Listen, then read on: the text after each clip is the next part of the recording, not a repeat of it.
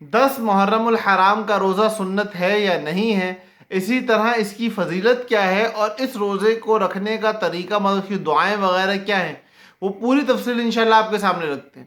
سب سے پہلی بات تو یہ ہے کہ یہ سنت ہے یا نہیں ہے۔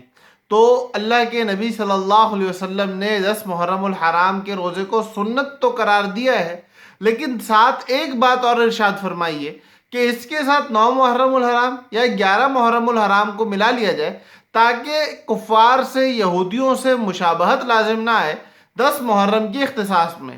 لیکن چونکہ موجودہ دور کے اندر وہ لوگ اس روزے کو چھوڑ چکے ہیں، تو اگر کسی کو صرف اور صرف 10 محرم کا روزہ رکھنے کی بھی توفیق مل جاتی ہے تو بڑی غنیمت کی بات ہے، رکھنا چاہیے۔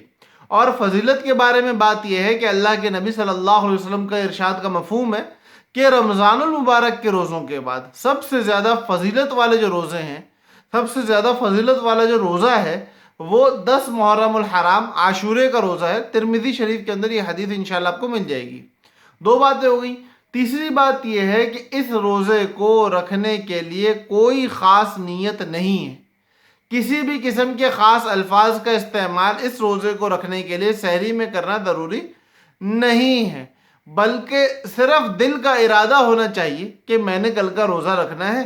سحری میں اٹھیں، سحری کھائیں یا رات کا کھانا کھاتے ہوئے جب سو رہے ہوں تو اس نیت سے کھا پی کے سو جائے کہ میں نے کل کا روزہ رکھنا ہے۔ اگر یہ نیت ہوگی تو انشاءاللہ آپ کا روزہ رکھ لیا جائے گا۔ اسی طرح افطار کے ٹائم پہ اگر جو دعا ہمیں ملتی ہے کتابوں میں وہ پڑھ لیں گے، جو رمضان میں ہم عام طور سے پڑھا کرتے ہیں، تو بھی ٹھیک ہے۔ اگر وہ نہیں بھی پڑھتے ہیں اور ویسے ہی بسم اللہ پڑھ کے اپنا افطار کرتے ہیں تو بھی ٹھیک ہے، آپ کا روزہ تب بھی ہو جائے گا۔ لیکن کوشش کرنی چاہیے کہ دعاؤں کا بہت زیادہ اہتمام کیا جائے افطار اور سحر کے ٹائم پہ، اور عمومی دعاؤں کو مانگا جائے۔ اس کے ساتھ ساتھ ایک بہت ضروری چیز یہ ہے کہ روزے کے ان دنوں میں، یعنی کہ 10 محرم کے دن میں، اپنے گھر والوں پہ کھانے پینے کے حوالے سے وسعت کرنی چاہیے۔ اللہ کے نبی صلی اللہ علیہ وسلم کا یہ طریقہ ہے اور اس سے سارا سال گھر میں برکت رہتی ہے۔ تو امید ہے میرے بھائیوں اور بہنوں کو ساری باتیں سمجھ میں آ گئی ہوں گی۔